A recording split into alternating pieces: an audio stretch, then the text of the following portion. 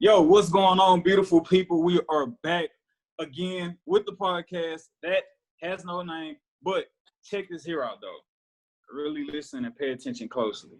At this point in time, we shouldn't have to introduce ourselves because y'all been following us. Y'all been hearing the hot takes and the good conversation we've been having. And if you don't know us by now, we're just going to reintroduce ourselves. My mama named me Edward, right? After a great man who was my father. And make sure, as always, you following Emcstats, at Emcstats for all your sports coverage. If you're not following me, shame on you. Take it away, fellas. You know what's up, man? It's your boy Shine Hard is the intellectual, charismatic, hood excellence at its finest. Yeah, Twitter, Instagram, all that shit. Turn my shit the fuck up, man. Let's get it. Yeah, man, it's Black Peace, keeping it black and peaceful. Shout out to Izzo for the recommendation. You know what I'm saying? Keeping it real 100. And, Wow. Just give you that, that out of mind, out of sight, straight, peaceful thought. Let's go. That was cool. What's going on, everybody? It's Coach Johnson. No, I'm just playing. What's going on? It's your boy Sedacious, a.k.a. Lotta Rapper, a.k.a. T-Tyler, the trippiest of them all. Don't play with me or my podcast members. Go follow all of us. I am International Live at Instagram and Twitter. And hey, bro, before you go, I think you have to clear it up because your stuff say at Sedacious, so I don't know what you want the people to follow, but yeah. Follow that one too. Straight like that. Yeah.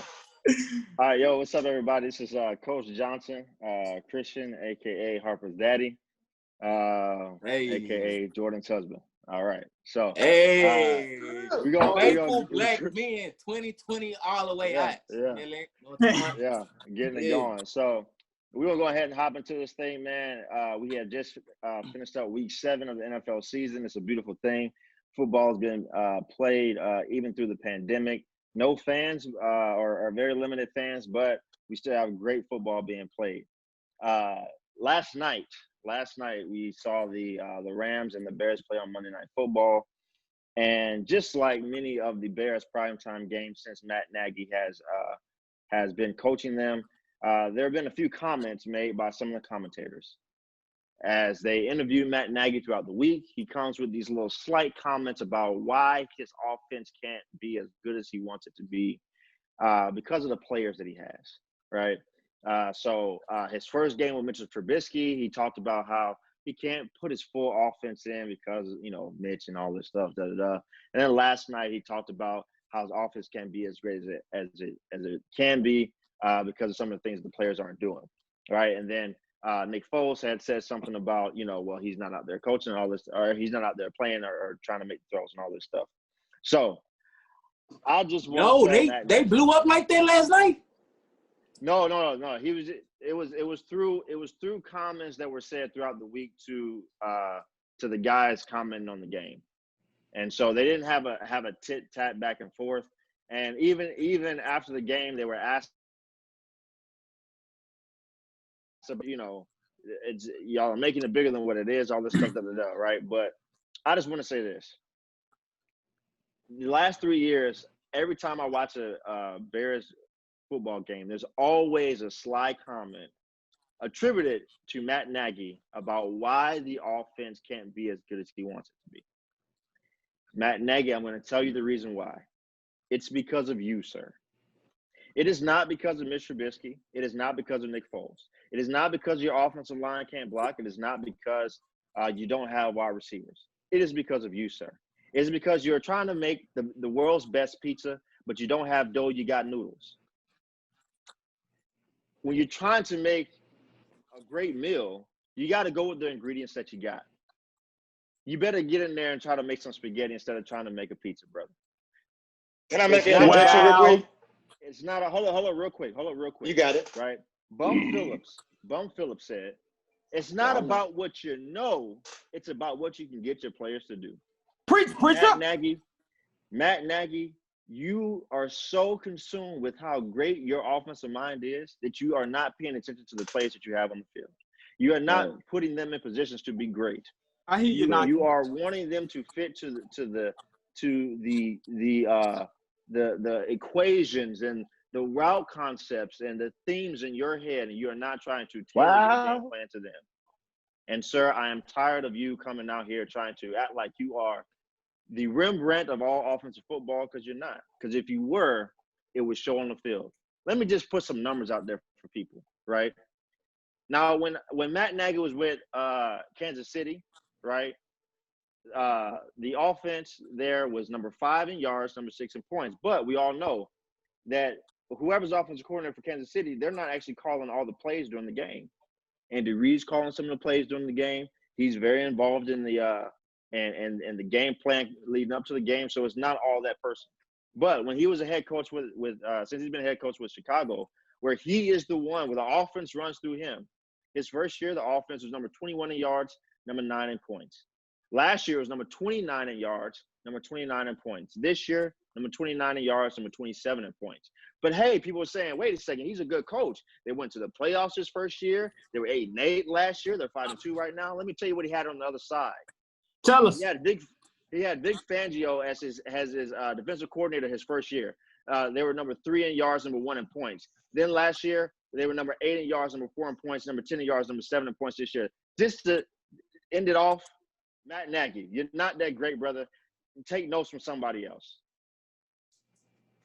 Sounds like an egotistical, self-abdued, maniacal, frigid lunatic asshole, as those words of Major Payne back in the famous movie Self-Entitled.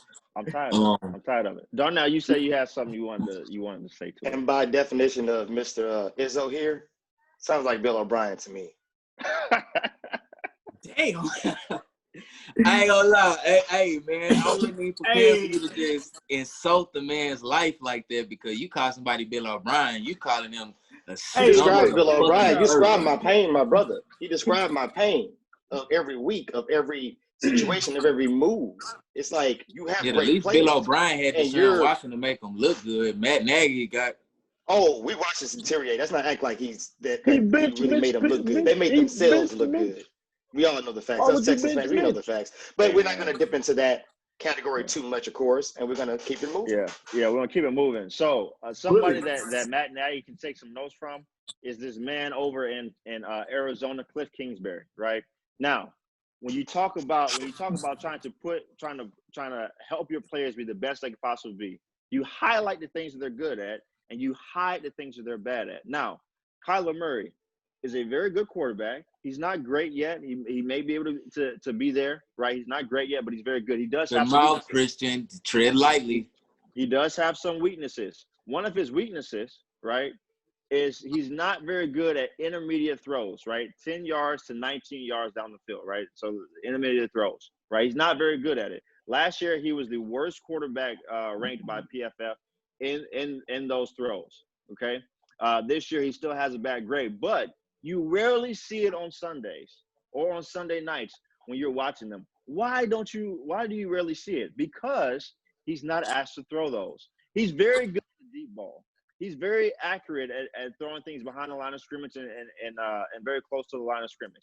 And he's very good at running. Guess what Cliff Kingsbury asked him to do? The things that he's good at, and he rarely ever asks him to do the things that he's not good at. And so we never really see it out on the field, because Cliff Kingsbury puts him in a position to do the things he's good at. Case in point, hey, we're down by a field goal. We got to get a field goal to go into overtime, right? 3 of the 5 plays we're going to call, instead of trying to call a dagger route to get one of these 10 to 19-yard shots in the middle of the field so we can keep going, we're going to call a quarterback draw. Oh, snap. I have one of the best running quarterbacks in the league. Guess what? I'm going to rely on his legs because I know they're going to be in 2-man coverage. No one's going to cover the quarterback. This is what a good offensive coordinator does, puts his players in positions to win. Also, too, shout out to Vance Joseph. I've been taking shots at him on the pod a couple of times. The man had a hell of a game plan against Russell Wilson this past weekend. Shout out to both of those coaches, man. Doing what you're supposed to do, putting your players in positions to win. Go ahead, Isaac. I know you want to talk about this game, brother. Man, what can we say, man? I feel like I feel like Seahawks versus Cardinals, it was definitely potential game of the year candidate already. If you think about just the heroics and the theatrics throughout the game, it was a very much so nip and tuck, not very much so through the first 2 quarters. I feel like the Seahawks, kind of with their experience, they definitely showed out and kind of put their foot down first as far as, applying pressure and, putting, more points on the scoreboard than the Cardinals did. But as you saw during the game, as the game progressed, I believe what we were kind of seeing was the emergence of the Cardinals. And what I mean by that, their wherewithal, their stick-to-itiveness, they didn't fold under the pressure of, man, we down, multiple scores. We can easily, kind of roll over and quit. There was a lot of momentum plays in that game where they could have just packed it in. Oh, absolutely. Yeah. And since you talked about momentum plays, baby Megatron, TO 2.0, you know what I'm saying? Hey, look, I put this in the text, but I say it very jokingly, not that he's really on it, but roids. Hey man, that's a God gifted young man. Even his father played in the league, so I ain't gonna go that route. But talk about getting over 22 miles per hour to come hawk a fucking all-pro safety down. That's walk him down. Tough. Walk him down. Hey, like my boy OTV fans, like, walk down. Hey, for real though, like, dude was just otherworldly. I don't see anybody on God's green earth whose name isn't Tyreek Hill doing that. Maybe. I'm not gonna disrespect but Hill. But maybe it's like you want to talk about may have run him down, but I don't know if he got the wherewithal to just to actually get him down, man. Because I want to make sure people know this. Buda Baker is a first-team All-Pro safety, probably one of the more more instinctive safeties that we have in the league. And it's kind of ironic that the Cardinals kind of let Tyrann Mathieu go a few years ago. I don't know if they foresaw Buda Baker being this, but man, it definitely panned out. But DK Metcalf, man, Hustle Player of the Year, which actually resulted in the Arizona Cardinals actually getting the turnovers on down. So when your coach tell you kids out there, hey, don't quit on the play into the whistle. Yes, exactly sir. What he mean. DK Metcalf, prime example. I guess I'm apologizing now, huh? Nah, man, because I think we're still talking about the emergence of the Cardinals, and I say, okay, quick question, really quick about them.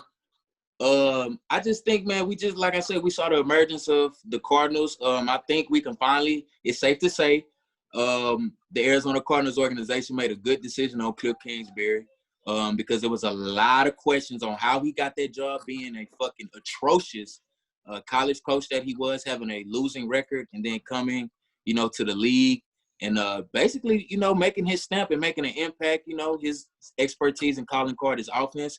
We're seeing the Arizona, Cardinals be explosive on offense, whether that's Kyler Murray breaking off 20-plus, yard runs, whether that's DeAndre Hopkins doing what he does. I'm so fucking pissed off that we traded him.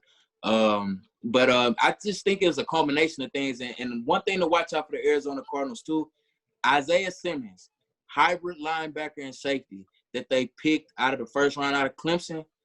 Guy runs a 4.3 at 240. He made the game-winning pick on Russell Wilson to go ahead and seal that deal for them.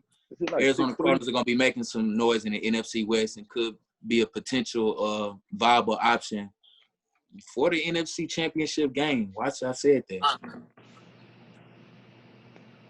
I'll apologize. I still think they're pretenders, but I'll apologize because they did win the game. And you're right. Isaiah Simmons, if he don't make that pick, I still believe Russell marches down. If you give Russell Wilson that ball back, like that pick back, I still think that they get that field goal. They get a field goal position to win. But that didn't happen. So hey man, anytime you throw 3 picks, it's hard to win any game, man. Even if you are Russell Wilson. You're right about that. But I want to ask this because I don't know this. But is this Vance Joseph's first year in Arizona or second year? It's second year. Oh, okay, because I don't know. I didn't recognize him during that game because he didn't have a hat on. So evidently, him not having a hat on opened up his mind, opened up his brain for him to scheme something for Russell Wilson.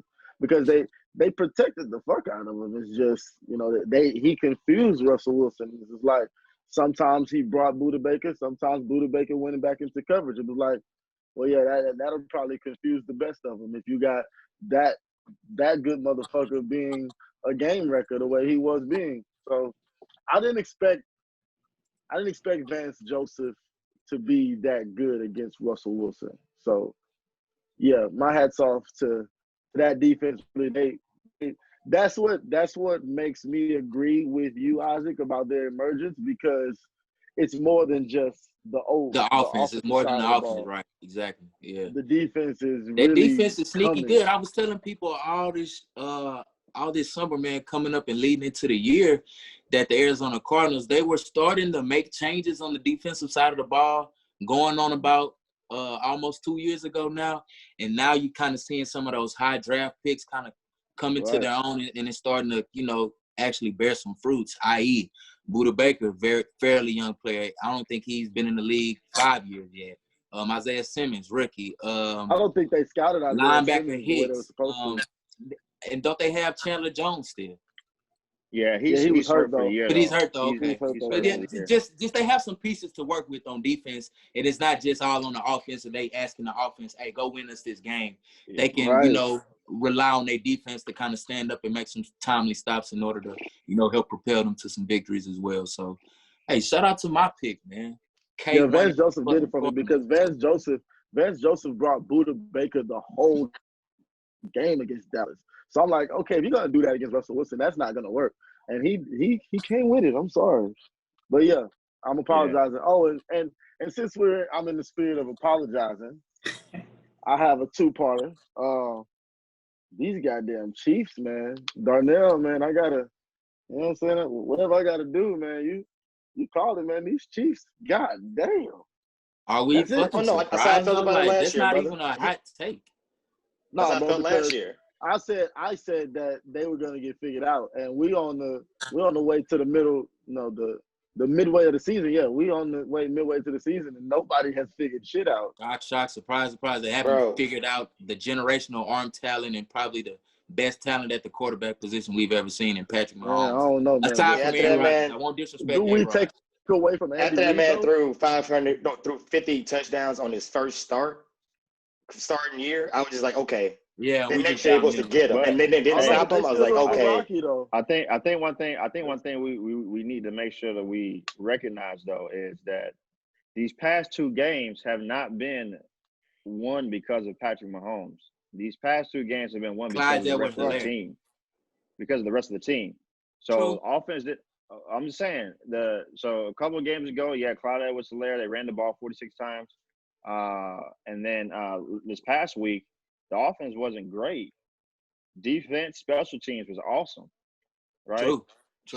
So this is a whole team effort, and I like what Eric Bieniemy said. I think one of y'all either I saw this on Twitter or one of y'all put it in the group chat where he talked about, this game is not about numbers; it's about alphabets, and it's only about two alphabets: the W's and the L's, right? And you want to get more W's than you get L's. Forget numbers. Forget the 50 touchdowns. Forget breaking records and all this. We're about more W's than L's. And, that's the mindset they have. And they could care less if the offense is putting up a bunch of numbers or if they're breaking records and stuff like that. They just want to say, hey, what do we have to do as a team? They do what they need to do to get the job done. To get the job done at the end of the week, at the end of the day. So championship mentality. Yeah. So as a team, as a unit, man, they're pretty freaking good, pretty freaking stout, man. So even, not even just last game, even against the Patriots, you got to remember, man, Patrick Mahomes did not play well against the Patriots, and the offense did not look good against the Patriots. That's the genius, though. That defense pretty much got that win for them. And, they had Brian Hoyer looking like he forgot how to play football.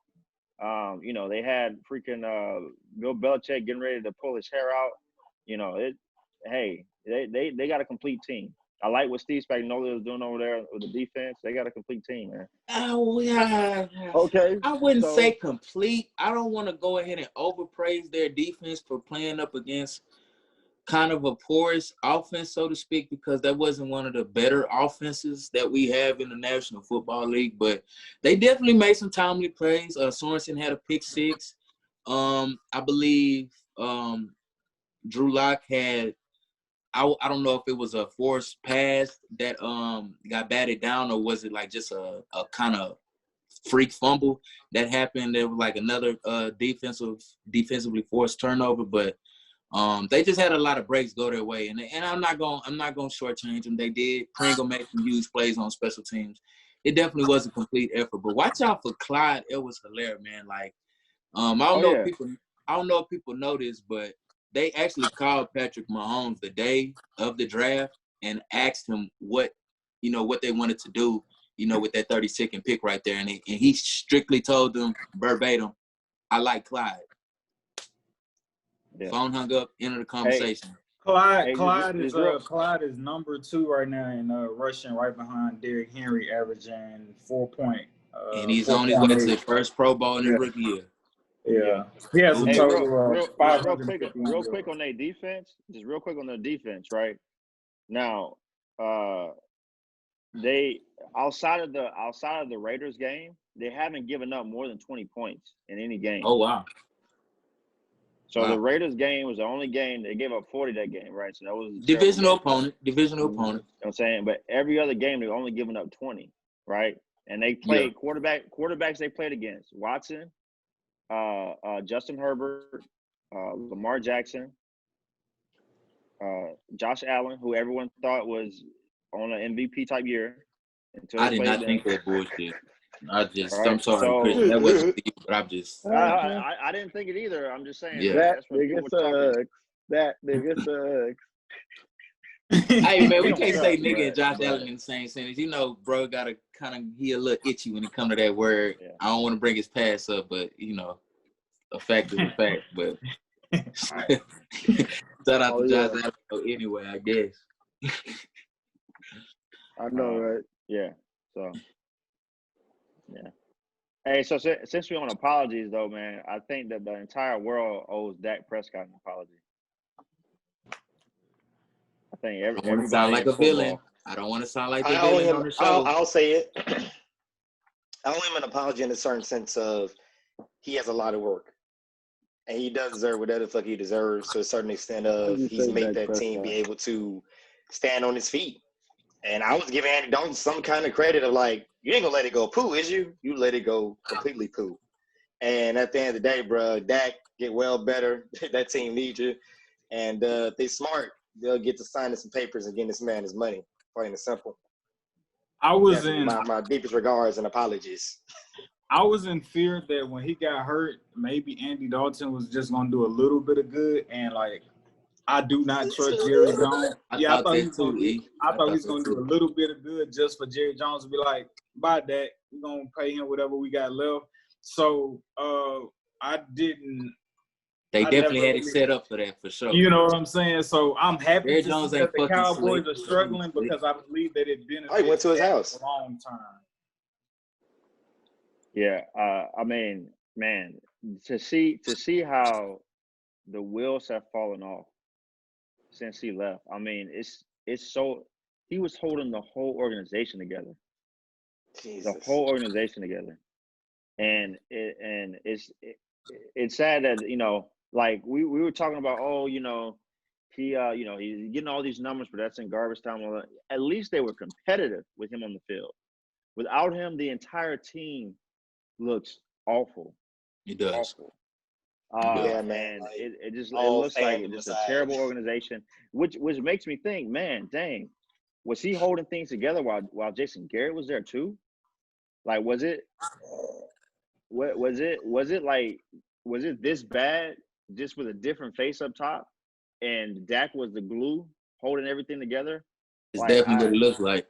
I mean, man, it looks so bad.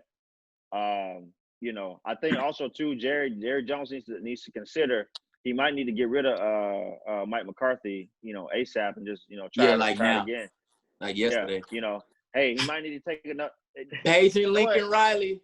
Let me tell you something. A lot of people have poked fun at Steve Keim the Arizona Cardinals, and I don't want to get on the Arizona Cardinals train because I'm not on there, but for him, there's a lot of people need to take notes about what they've done. They hired Steve Wilkes, right? Who's a very good coach in his own right, but he wasn't a good head coach, right? They spent a lot of draft capital to get Josh Rosen, and they saw in 1 year, hey, this is not it, and they cut their losses and went to something else, right? Jerry, take a page out that book. Hey, you know what? We already have our quarterback. We know that for certain. We need a guy who can come in here and set the ship right. Mike McCarthy obviously is not that guy. You cut your losses and get somebody else. Oh, and another hot take that ain't really so hot. Mike McCarthy is about to be out the league for good. At best, he can fucking be a receivers coach. And I don't even think that's popping right now. Hey, what's wrong with receiver coaches, dog? Brother, ain't nothing wrong with it. Shout out I'll to be you, up there one of the telling best them, receiver coaches we know. Coach. But I ain't I'll be having them like this. Once you came from the pedestal of coaching Aaron Rodgers to a Super Bowl win, all the way through week 7, week 8, and they talking about legitimately getting rid of you like now, that's, man, you want to talk about falling from heaven, man. That's a hell of a fall. Yeah, bro. I ain't gonna lie, bro. It feel like none of the black players fuck with him. I ain't gonna lie. That's just how it feel like to me. Well, the whole team is predominantly black, as brother. y'all can see, I'm the only Cowboy fan. So since I'm the only Cowboy fan, I'm drinking. So we having a tough time over here in Dallas. I saw a post that said the Dallas Cowboys flew all the way to Washington D.C. to kick a field goal. And Yeah. I laughed my ass off because that's what happened. The niggas went all the way down there to get blew out. Horrible. Yeah, bro. But yeah, they owe us an apology, Christian, because it was Dak Prescott this. I don't think he's this. I don't think he's that. I don't this and that about Dak Prescott. And as soon as he get hurt, the whole thing goes to the toilet. Facts come to life. Yeah. And then nobody was bodied when Andy Dalton got headshot. It's like nobody was bodied. Everybody was like, well, shit, you suck anyway, nigga. So shit, don't do shit like that. You won't get hit in the head. I'm like, oh my god, it's the bad, fucking Cowboys. Yeah. Now transitioning from the Cowboys, an apology I have to give is to the Steelers. They are the only team left undefeated. I'm gonna be honest with you. I haven't even really been paying them no never mind when I see them on, because I'm just like, got out of that game by the grace of God, man. They shouldn't even. But here's the thing. They look dominant as heck, bro.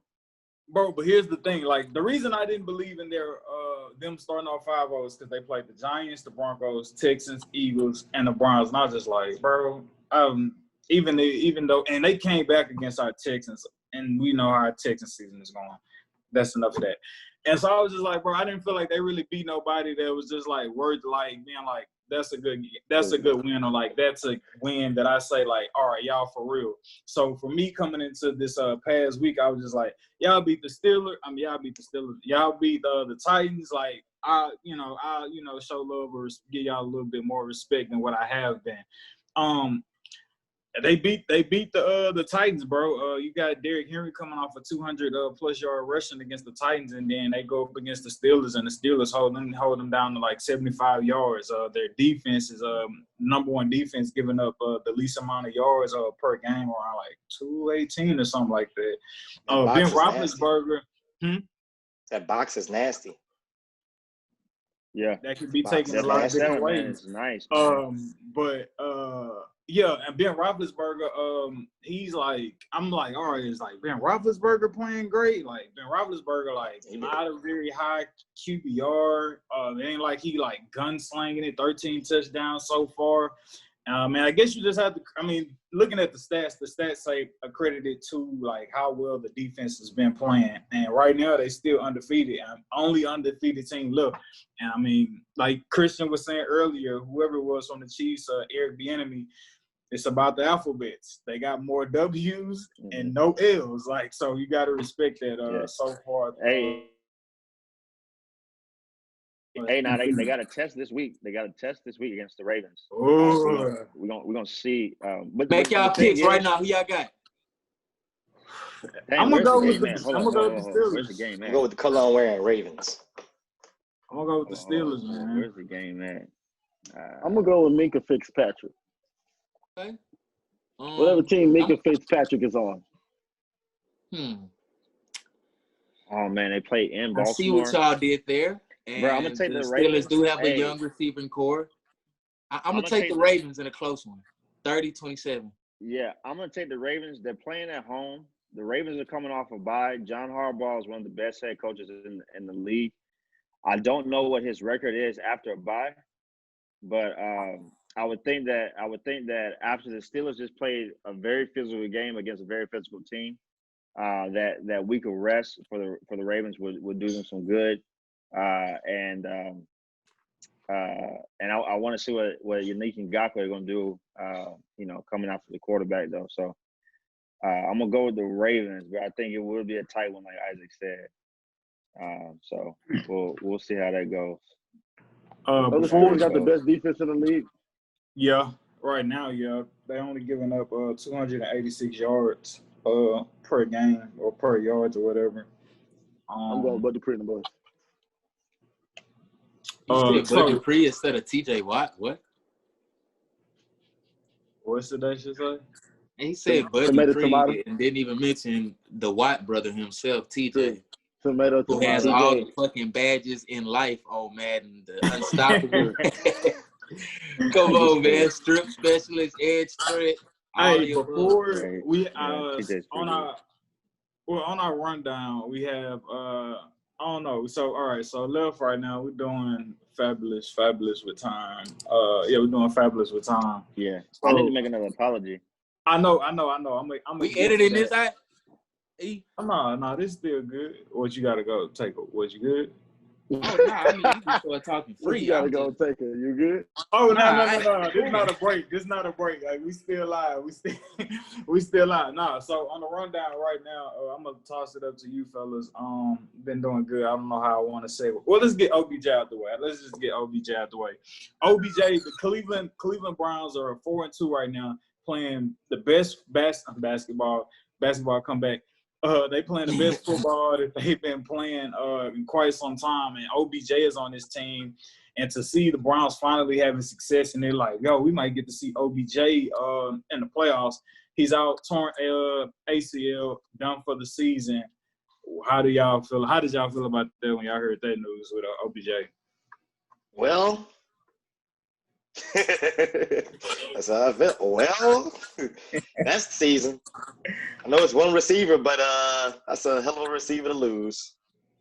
Yeah, man, my heart break for O, man, because I know he was coming off the the ankle injury like a couple seasons ago, with New York, but to actually see them have a chance this year under Kevin Stefanski. I love the zone read offense, as far as not zone read, but I love the zone running scheme that they run and how they play action off of that. I do believe they have the perfect personnel for it. But I do think if any team is built to kind of withstand that, it would actually be the Browns, and the reason being, tight end acquisitions within the offseason, adding Austin Hooper, getting David Njoku back in the mix. You still got Kareem Hunt running hard. Nick Chubb is due to return, I believe, week 9, week 10. I want to say somewhere around there. So our hope isn't lost, and I believe it may benefit the team in an all way. And the reason I say that is because I don't think you're going to be able to key in and just say, okay, well, we just going to take away Odell, beat us with somebody else. I think Baker Mayfield showed that he can distribute the ball to multiple players, and, they have multiple playmakers on that offense for them to be formidable enough to where you can't key in on just what one person is doing. You got to play them honest and, just play disciplined football. So I think it'll do some good. That'll make some noise in the AFC. I think I got them going to the playoffs for the first time in like 100,000 years. For sure. Yeah, I think I'm gonna piggyback off of that. I think that I hate being one of these people that says this, but I think it actually be better for the team. Bro. You like it? No. I was thinking, man, because I hate when people do that. Hold on, real quick. before I cut you off, I'm gonna stay on that point. You said the same thing about DeAndre Hopkins. Before I cut you off. I know. And we 1-6 right now. I understand your philosophy and why you believe that. No. Well, Browns are definitely built different than the Texans. Baker Mayfield is different than Deshaun Watson, though. So don't do that. The team is different. Don't do that. Well, don't do that. No, hold on. When I say different, I did not say podcast better. man. Don't do that. not think that I'm saying that Baker Mayfield is better than Deshaun Watson, because I'm not. Okay. Because I know said Baker Mayfield better than Deshaun Watson. No, I did not say I'm joking. that. I know you did. I'm joking. Right? Because I was in the league. I'm talking about is Baker Mayfield's personality. Baker Mayfield cares about what people think. He wants people to love him. He wants people to like him. And when the media starts to ask, what's going on between you and Odell? Well, why isn't the connection between you and Odell good? He thinks about that stuff. And he tries to force the ball into Odell when Odell may not be open. And it bothers him when he can't do it because he knows that the media will be mad and fans will be mad, right? When Odell is not there, he just plays within the offense. The difference also, too, between him and Watson's situation is he has a heck of a play caller, and Deshaun Watson does not. He has somebody who can scheme up guys open downfield where Deshaun Watson does not, right? If Deshaun played within his offense, he would get nothing. The great stats that he has right now, if he played within his offense, he wouldn't have them, right? So I've said my piece about how much I dislike Tim Kelly and what his play calling right now. So I'm not gonna get on that. But Kevin Stefanski, like Isaac has said, can put Baker in great positions to find open guys. And also too, Baker's connection with Rashad Higgins is real. I have no idea why they haven't been playing him more over the last couple of years, but his rookie season, he and Rashad Higgins were tight, man. And they had something going. So Rashad Higgins caught 2 touchdowns this past game. I will look out for that connection for the rest of the year while Odell is out. Peoples-Jones kind of flashed to me as well, the receiver that they had. I actually think, like I say, man, if any team is really just built to kind of withstand it, I think it's the Browns, man. I think they can overcome losing Odell. Though a big loss, a big name, I think they're built to actually withstand it. Now, also, too, about the Browns, the Browns, I think, like I said before in the podcast, I think they're a Friends playoff team. I think they might get that 7th spot.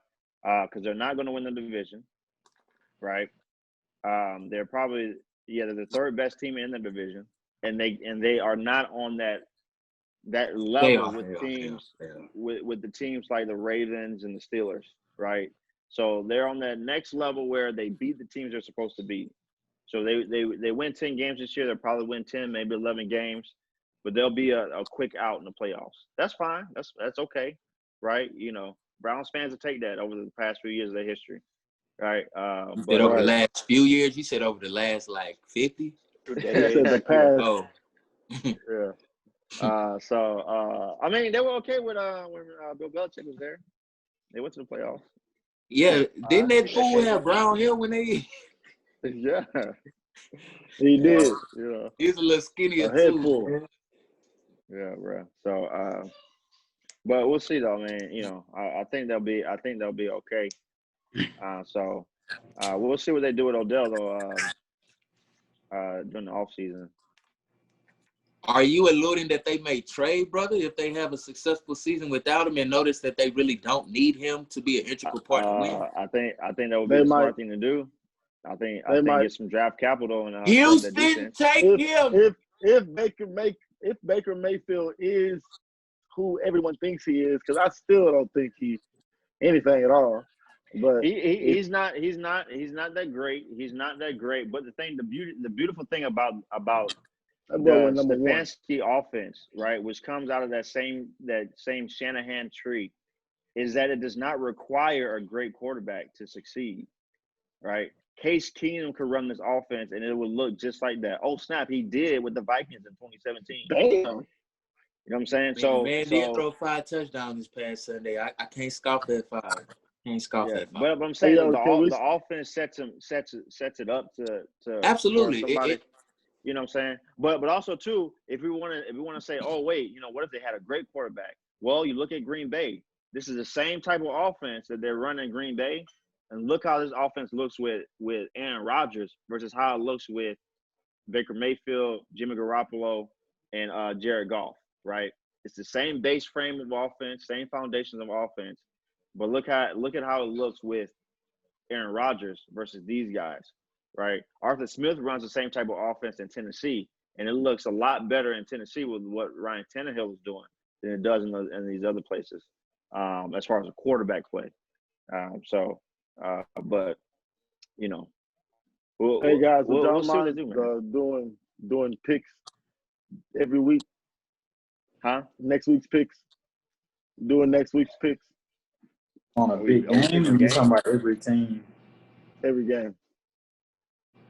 You gonna keep up with that shit?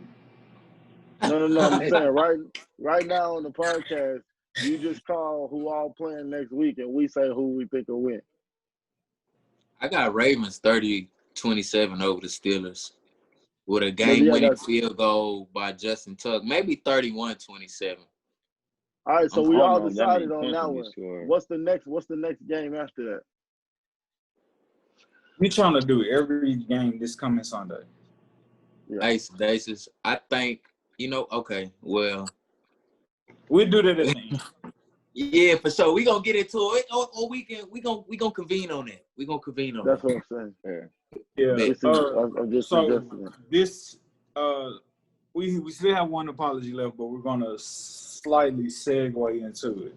So a lot of people out there, they started off this season choosing Bill Belichick and the Patriots organization over Tom Brady. Let Tom Brady go. Bill Belichick is good enough genius. And we got Cam. Let's go. I like many, football fans out there. You want to see Cam succeed. Now, the last two games, he has been playing poo, cheese, ass. But consider this. This may matter. This may not. But it definitely leads to good conversation.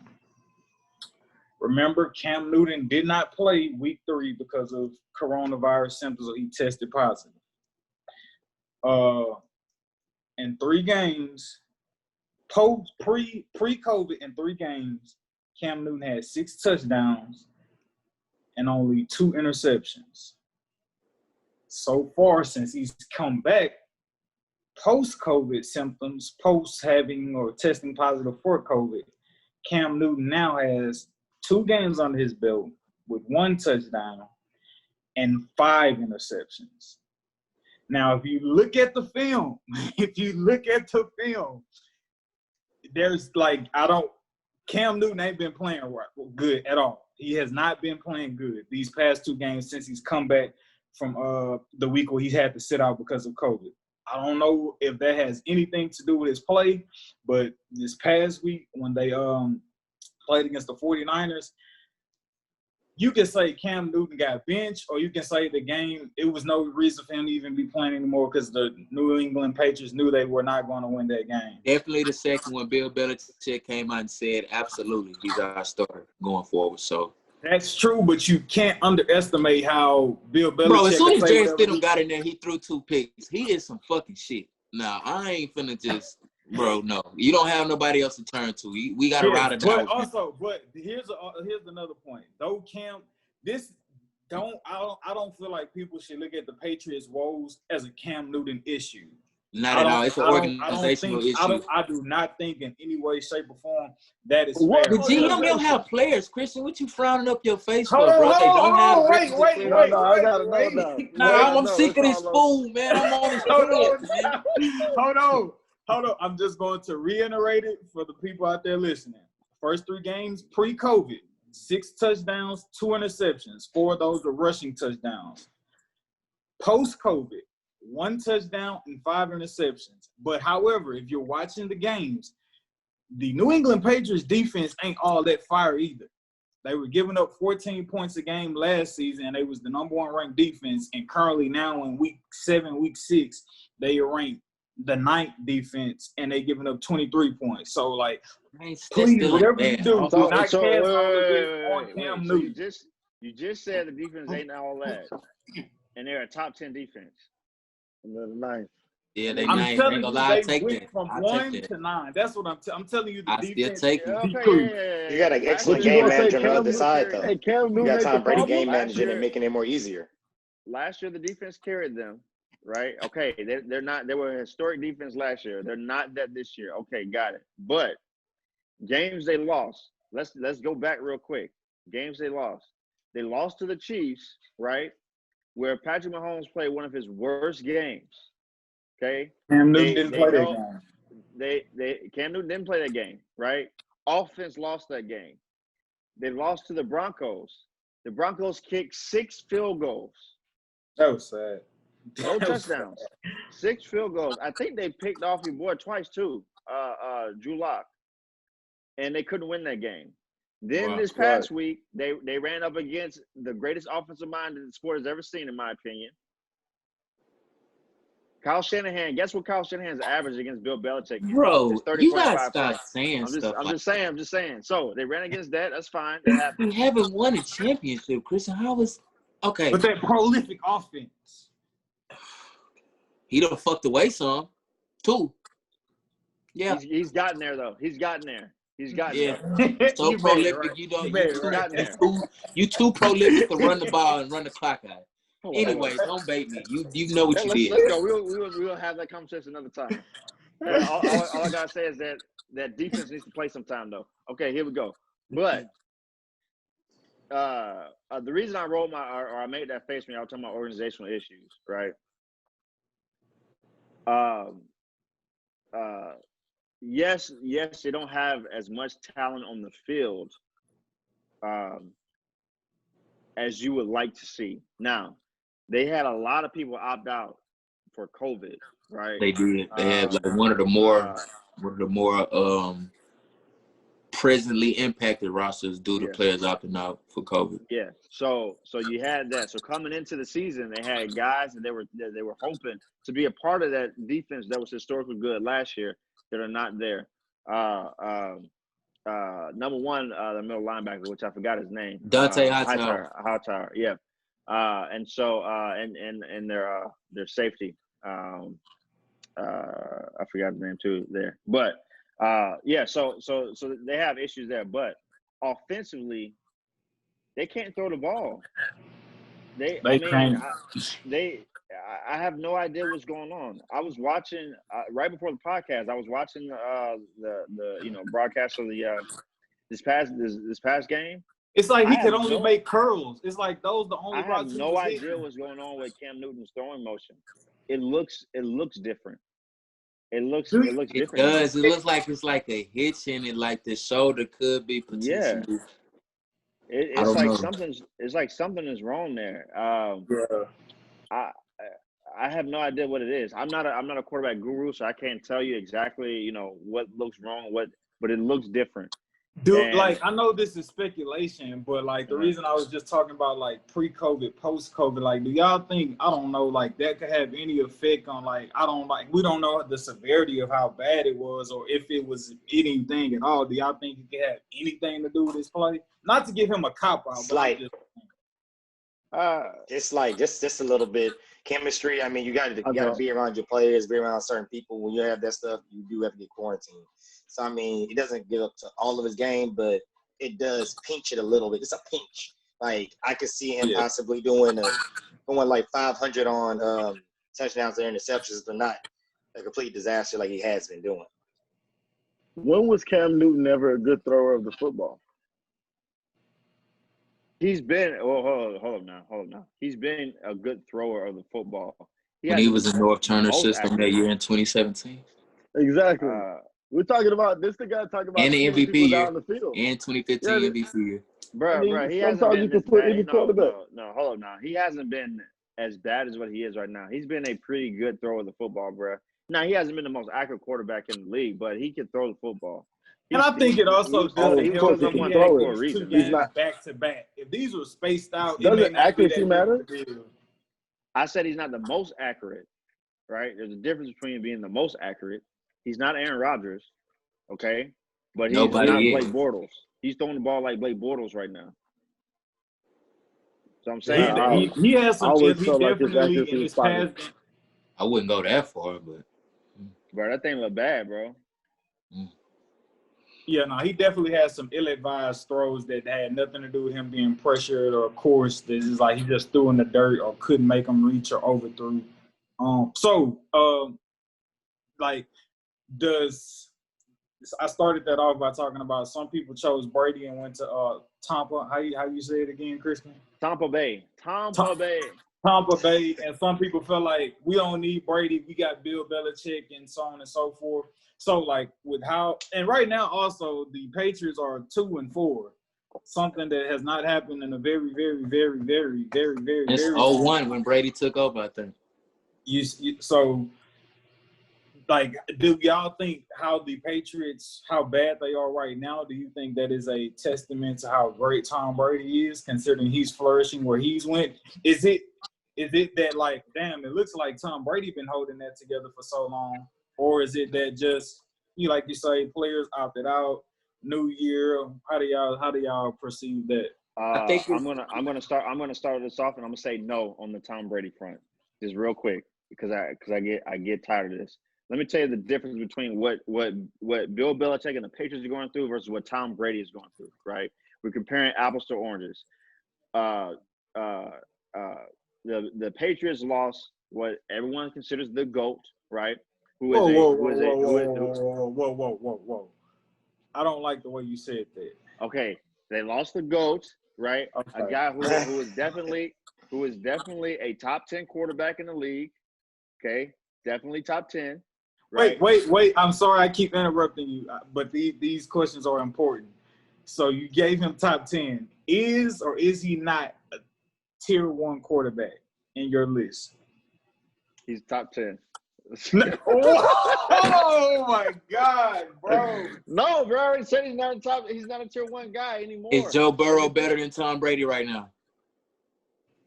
Don't you say that, Kristen. I don't. We are ending early tonight. Say it. I fucking dare you.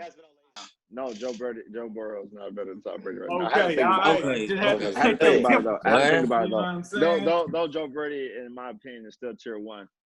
So I have a funny way of measuring it. But Tom Brady went to a great situation. He went to a great situation. Any quarterback would want to be in that situation. You got to remember also, too, hey, guess what? Jameis Winston threw 33 touchdowns in his offense last year. He had 5,000 yards passing in his offense last year. It's not like he went somewhere to, let me go carry the team. This was a great unit last year, except for, snap, they led the league in turnovers. That's what he went to.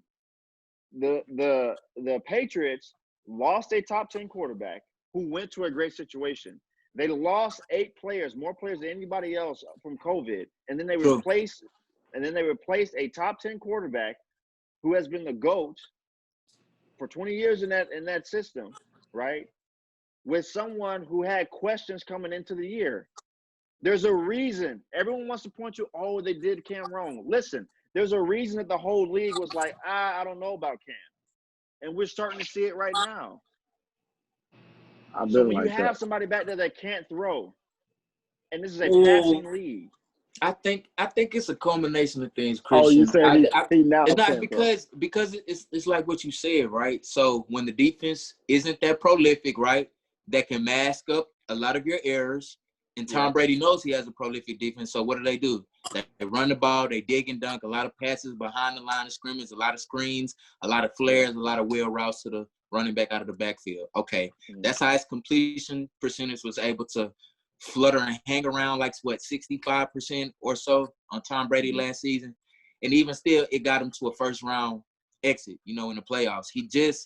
If you look at the pieces around Cam Newton, he doesn't have any outside talent at all. I mean, I wouldn't argue with you. Why Kill Harry can't get open. Julian Edelman is a has-been. I'm sorry to tell you. He is. He's washed. He's riddled by injuries. They don't have anybody on that offense besides Cam who can legitimately you look at and just be like, hey, we need to play right now, this time, this game, in this very second. I need you to deliver. We can't look to nobody on that offense. Maybe James White. I can't say this though. Just real quick.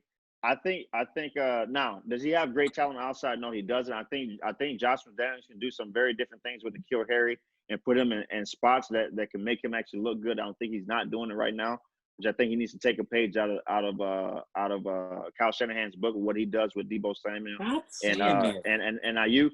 But I'm just talking about what he does with those guys. I know you don't like him. It's okay. But I do think Damiere Byrd. Because every game I watch, Damiere Byrd is actually getting open in a lot of stuff. And I think that you have a few times a game where Cam Newton is not getting in the ball. And he's one of the faster guys on their team. He ran a 4.28 type guy. So he did not run 4.28. Hey, hold on. What did I see the junk at? I saw the junk here. Hold up. Official 40 times? No way. Sedacious, what is your sentiment about Cam Newton? Nah, I've always felt like he was just a one-trick pony with his legs. I never felt like he can get down, read the defense, call an alert, change the play. You know, I never felt like he's a Peyton Manning type or was going to be a Peyton Manning type quarterback. That's what I look for in a guy when he plays quarterback. Can you be Peyton Manning with legs?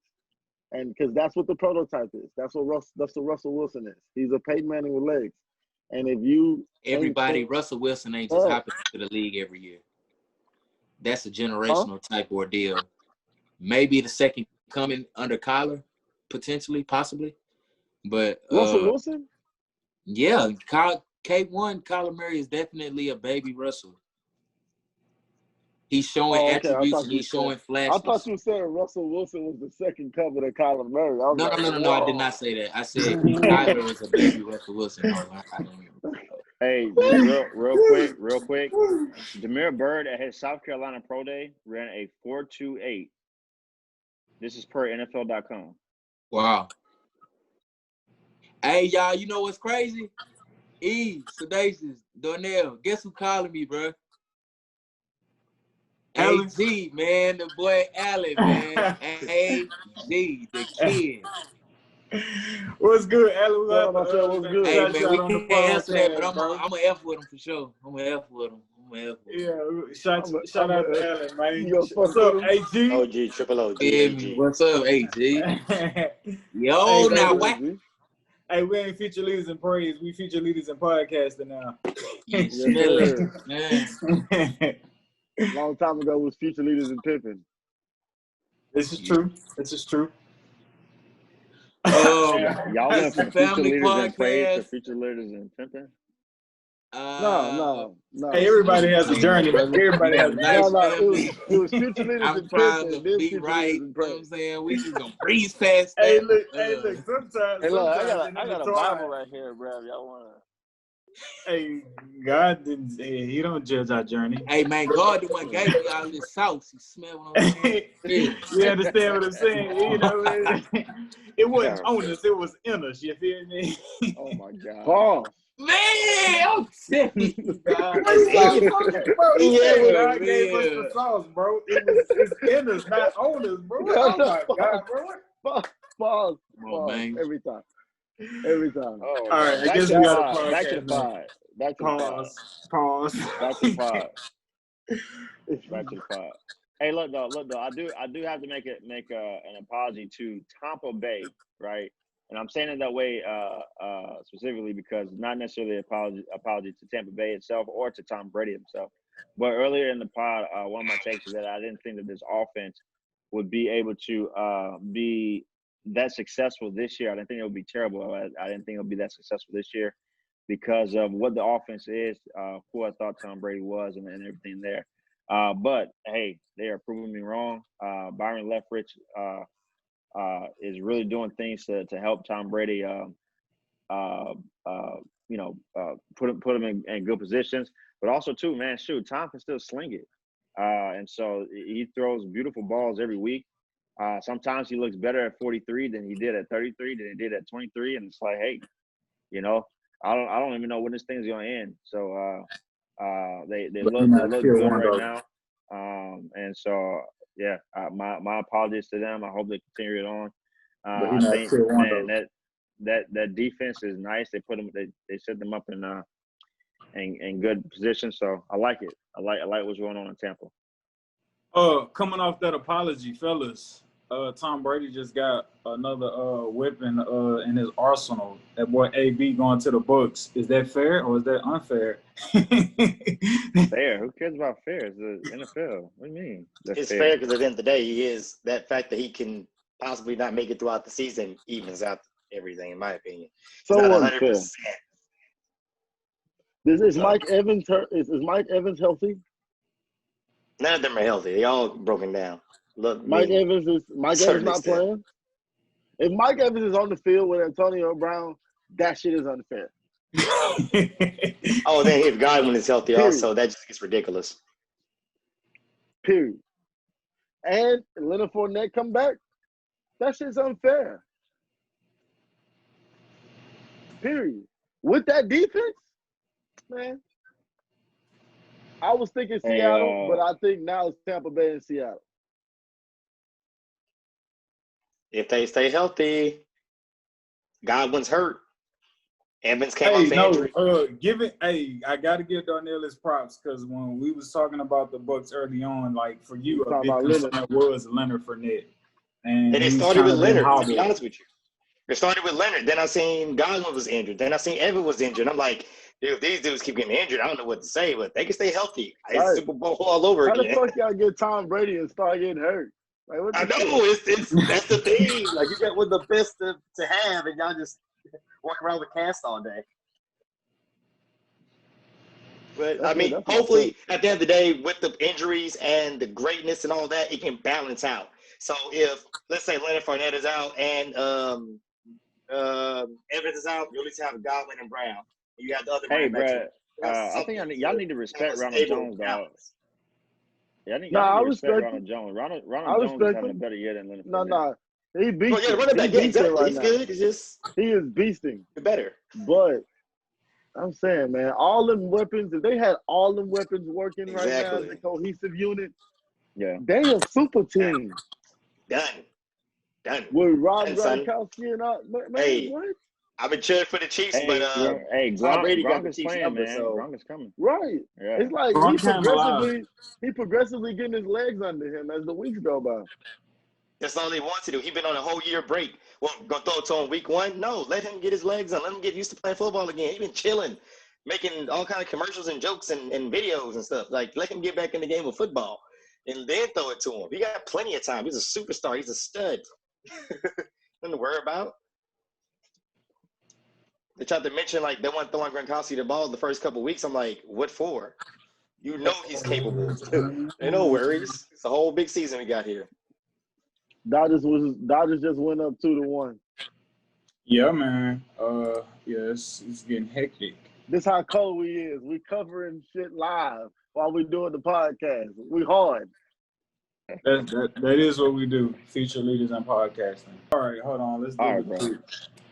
Hopefully, Isaac coming. We do it beautiful. We low key. Well, we ain't low key. We done with the podcast. Let's do these picks though. That's what I said. Next week. Can I move around from my spot? You wrong. You know we're doing these picks to finish off the podcast, brother. I don't mind, but I just need to know. Is that an option? Don't smoke yet. No, I ain't smoking, bro. I swear to God, I'm cooking, bro. Oh, okay. I ain't worried about smoking. That's gonna be there. I was talking. I hate to cook. I got people lined up with bellies. I am. All right. I'm so mad basketball over. Oh snap! Hold on. Lane. Hold on. You finna check the text message? Nah, I think I had Isaac waiting. I didn't know. I thought he had like logged off. I know. Oh, he hit you. That's what the text message say. Let me back in, niggas. Yeah. I got a text from Isaac. I was like, nope, you shouldn't have logged off. Nope. I'm responsible. All right, so, bro, Did y'all see the goddamn what you call it, bro? It's not. I don't know what's going on with their organization, bro. But the Falcons, bro, they need to like rip the stadium apart and just start everything over, bro. You know what's I don't funny? know. I'd rather low key rather be the Falcons than the Cowboys fan right now because they at least still got Matt Ryan. Yeah, man. They at least still got Matt. They at least still got. Hey, well, I gotta. They at least could be like, all right, Hey, let's go you know to what's a crazy? Let's go to a team dinner crazy? and get iron shit out at the team dinner. Eric, I'm rolling solo today, so I'm gonna have to wrap up a little early today. All right. Hey, man, that's what we do. We take care of. Well, for us who had kids, we take care of them. Finding out Darnell. Of course, man. It's all love. There we go. You know, it's Black black matter. peace, keeping it black and peaceful and all Black that good dads business. matter. Yes, sir. Always, man. You gotta feed them bellies. Get out of here. All right, I don't know what I was doing, but all right, man. So we can finish on time. All right, so Sedacious Falcon first game up was Thursday night football. You got the Falcons, Panthers. Who you got? Panthers. All right, who you got, Christian? Falcons, He Panthers. muted. Where's the game at? In North Carolina. I got the Panthers. Steelers, Ravens. I call Minka. I got the Steelers. I got the Ravens. I got the Steelers. Dolphins, Rams. I got the Dolphins coming off the bye. Where's that game at? It's in Miami. I got the Dolphins. I got the Who you Dolphins. got, Isaac? Dolphins, Rams. Who you got? And Miami people picked the Dolphins? Yeah, I got the Dolphins. I'm gonna go out on a limb and I'm gonna say Tua go off and hit Devontae Parker. Devontae Parker have 10 catches, 120 yards. Tua 6 rushes, 52 yards, 23-17 win. Okay. There you go. Chiefs, Jets. Who y'all got? Patrick Mahomes. I think the Jets might get the upset, bro. I actually got the Chiefs putting up like 38. I'm thinking 38, baby, like young boy. I'm thinking 38-6, maybe 38-9, 40-9, something like that. Hey, I got the Jets with the upset. I'm joking. Oh, I was going to say shit. I was going to be like, and Christian Johnson, everyone, the precarious one. Hey, Urkel. So he just went out the camera. Packers, Vikings. No Dalvin Cook, right? I think he's still out. I could be wrong. Yeah, I got the Packers in a landslide. I got them 34-14. So that says we all got the Jets with an upset on the Chiefs. Who you picking, Jets or I got the Chiefs. He about to say the Jets. Y'all niggas hilarious. Y'all niggas are hilarious. Colts versus Maybe a bell shipped out of there. Y'all picking the Jets. Colts. Watch out for Jonathan Taylor from I believe he played in Wisconsin. Help me out, Christian. Wisconsin. Yes, yeah, sir. man. I like all Wisconsin running backs, beast. Man. They low key running RBU, low key, very low key. Okay. Right. So what was that game? No, what was that game before? The Colts and Lions. Colts and Lions. I got the Colts. Raiders, Browns. I had to make a pick yet. My bad, Christian. My bad. I thought you went, bro. Dang. All right, Raiders, Browns. Yeah, I'm like, okay, I'm gonna go with the Colts. It's gonna be a tighter game though than what most people think. I'm gonna go with the Colts. A tight one. Browns, Raiders.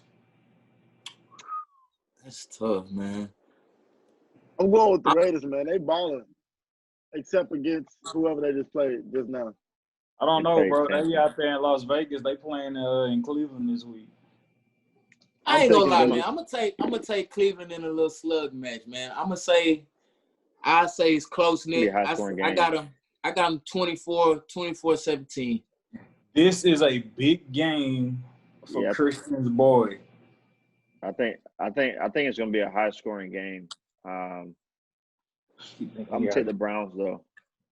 Okay, this is a big game for Christian's guy, who he like low key be trying to like put in like tier 1 quarterbacks. Oh yeah, The He Titans carries the versus team. Cincinnati. He carries the whole team. All right, Titans versus the Bengals, bro. What they playing? In Cincinnati? Yeah, they playing in Cincinnati. They play in Cincinnati. I'm going. You broke up. You say it again, Sedacious? I'm going with Cincinnati. Hey, I got the Titans, but Joe Burrow gonna go off again. Yeah, I got King Henry showing the fuck out, man. I'm thinking maybe 150-yard day. Yeah, I don't think he was feeling that 75 yards. The Steelers. Oh yeah, he finna come out with a fucking vengeance, and then Ryan Clark wolfing it up on Get Up ESPN talking about fake bravery. Every time he get brave is when he get to the second level, and that's when you see him doing the most damage to people. It's never against the front seven. He did say it, Coach. Go and check the tape. No. I'm not making that superiors. face at you. I'm making that face at him.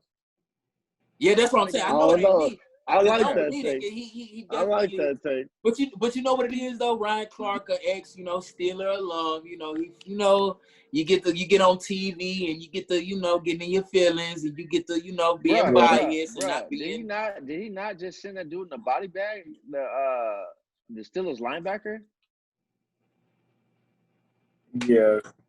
I ain't gonna lie. On the goal line, I said this to my partner watching the game. Bro, that's the hardest I've ever seen Derrick Henry get hit. When he got fucking smacked on the goal line by those two, oh my God. When you talk about the linebacker got hurt that play.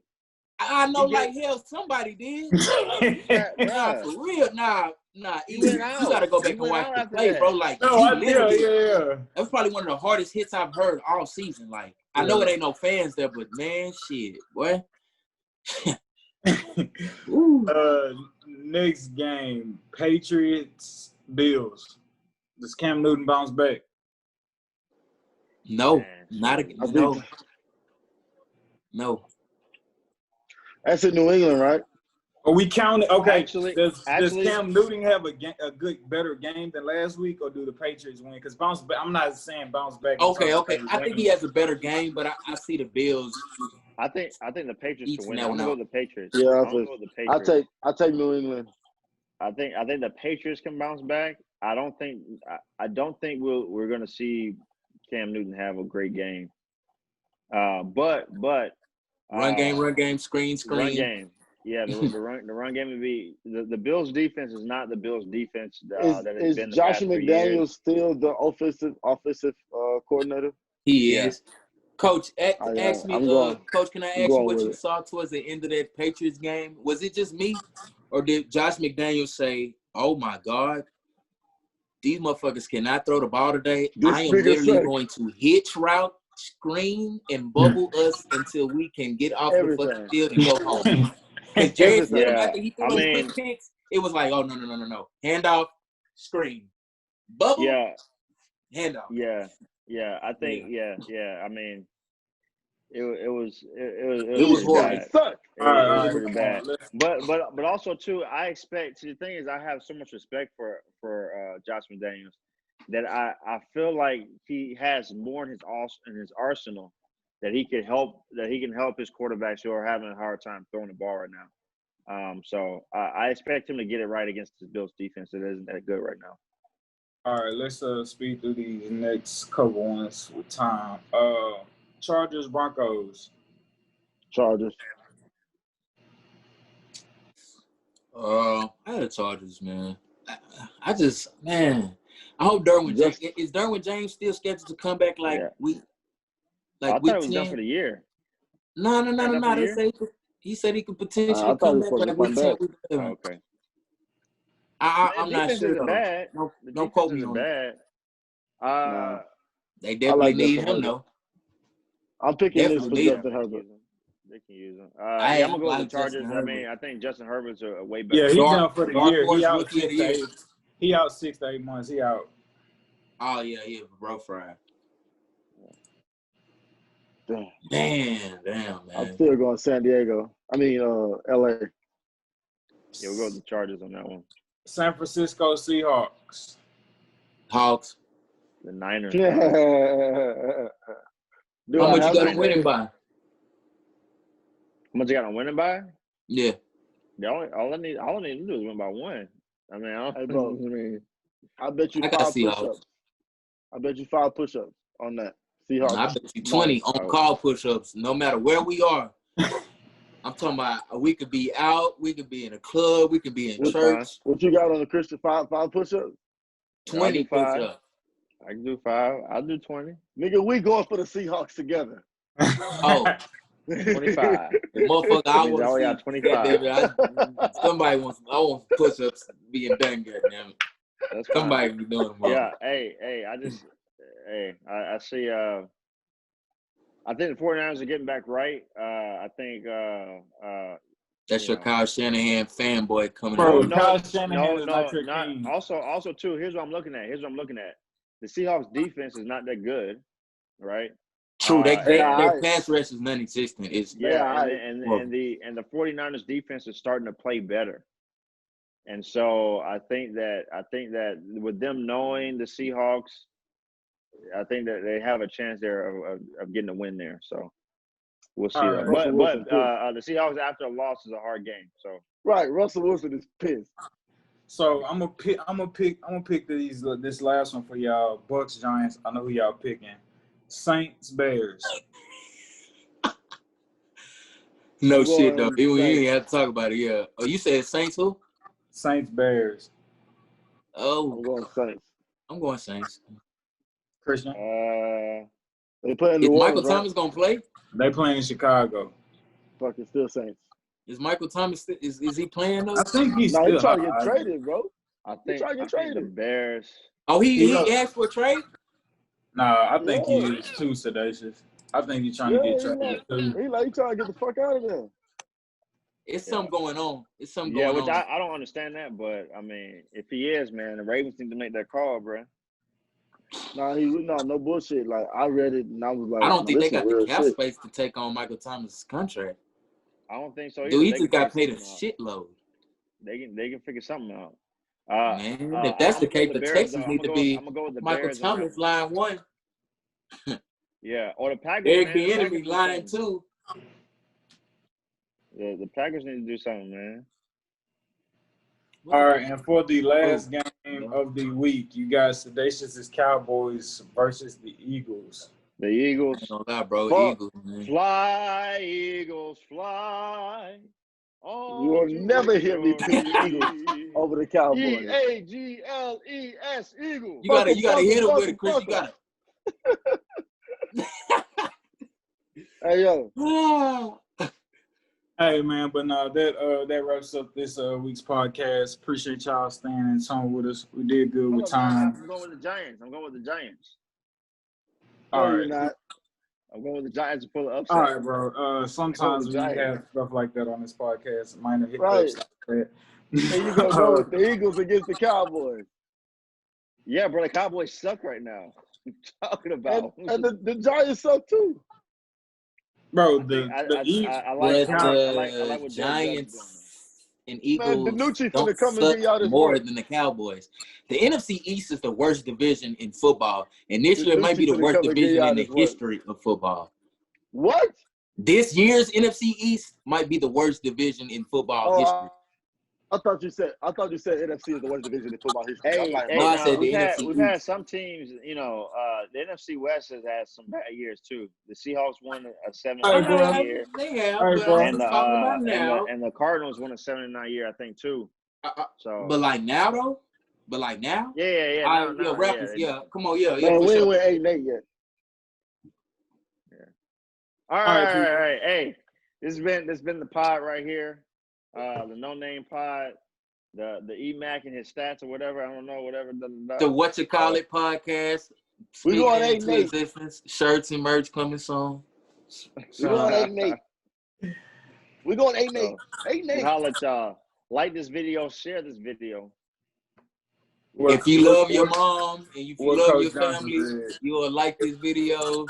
If you don't, you a hating ass hoe and you probably like failure in life.